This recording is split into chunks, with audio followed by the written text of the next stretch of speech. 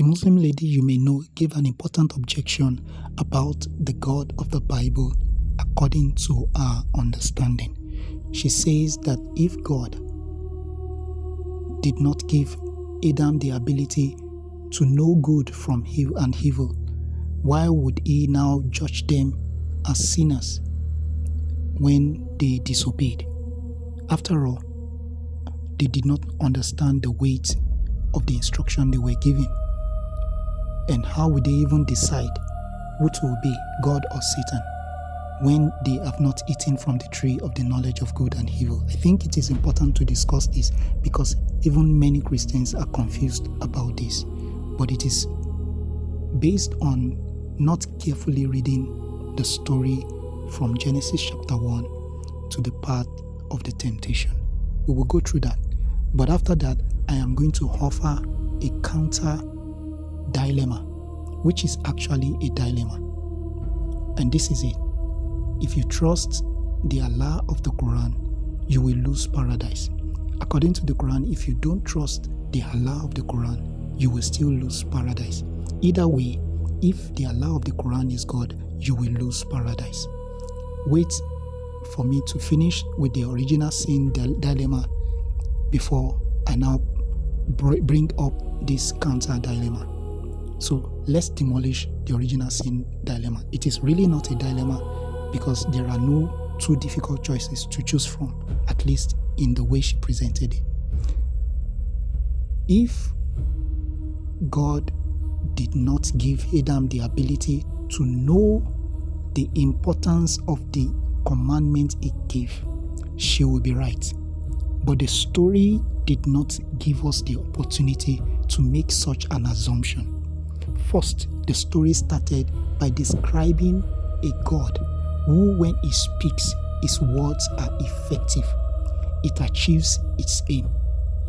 We do not expect this God to create man in his own image, not in the image of trees, because we see in the story that even trees are able to impart some form of information on the man and woman God created. Genesis chapter 2 verse 9 tells us that the trees are pleasing to the eyes and good for food.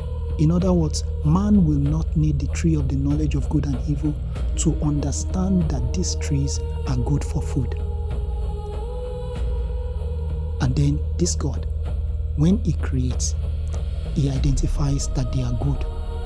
Good not in the sense of morality, but in the sense of functionality as God intends it to be.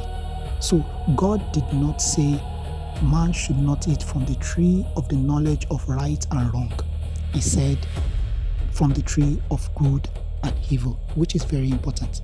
Again, let me repeat, it is not the tree of knowledge, neither is it the tree of the knowledge of right and wrong. It is a specific form of knowledge which is called the tree of the knowledge of good and evil. And you cannot assume that the God who created the universe took all his knowledge of good and evil and placed it inside the tree. So much so that he cannot communicate his commandments to man in a way that man will be able to appreciate the gravity of what he is saying. Because that's the assumption made by the so-called dilemma. That God Almighty will speak to a man he created in his image, and the man will not be able to appreciate the weight of both the instruction and the warning he gave directly.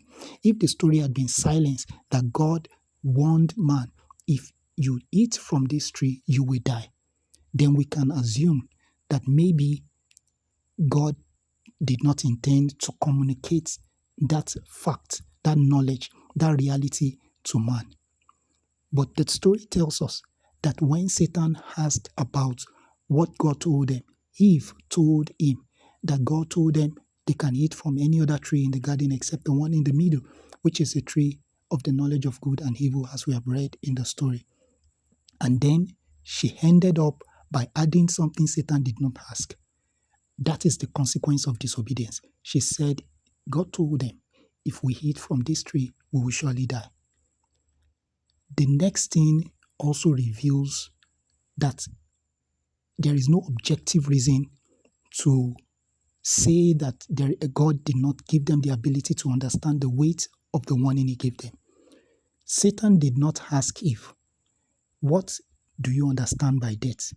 Do you even know the meaning of death? No. Satan said, you will not surely die. What is the meaning of that? He was trying to distract Eve from the consequence of disobedience, knowing fully well that she already knows how serious it is. So he had to try to persuade her not to believe in God, rather to trust him instead. So the matter is not that they did not understand the consequence. Otherwise, the communication of God and the communication of Satan are useless. There is actually no temptation when Satan is trying to tell you, you will not surely die, and you do not understand the meaning of death.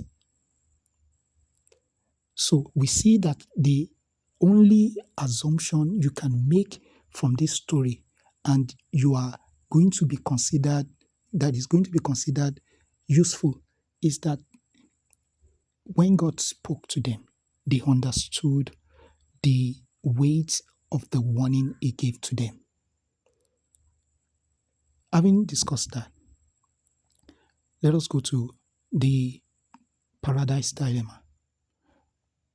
Okay, let me just mention straight away that what I've said so far is that God did not put all the knowledge he wants to communicate to man in the tree of the knowledge of good and evil. The story itself tells us that there are other ways man could receive knowledge, including communication directly by God and the experience of the garden itself. Eve stood before the tree of the knowledge of good and evil, and before she tasted from the tree, the Bible tells us that she saw that the tree was good for food. So, telling us clearly that you do not need to eat from the tree of the knowledge of good and evil to appreciate everything that is good. Why would she be able to appreciate the tree of the knowledge of good and evil, in which image God did not create her? But when God, in whose image she was created, speaks to her, she will not be able to understand. Okay, let's move. I think this is clear enough. Let's move to the paradise dilemma. If you trust the Allah of the Quran, you will lose paradise. If you don't trust him according to the Quran, you will still lose paradise. Either way, you will lose paradise. But that is if the Allah of the Quran is the true God. Why did I say that? In the account of Adam and Eve as told in the Quran, when God wanted to create man, he told the angels, I will create a vicegerent on earth. He said he's going to place a vicegerent on earth, not in paradise.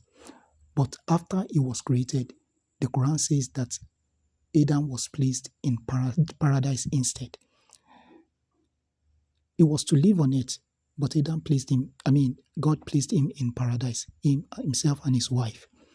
Not only that, then Allah told him, live in paradise, you and your wife.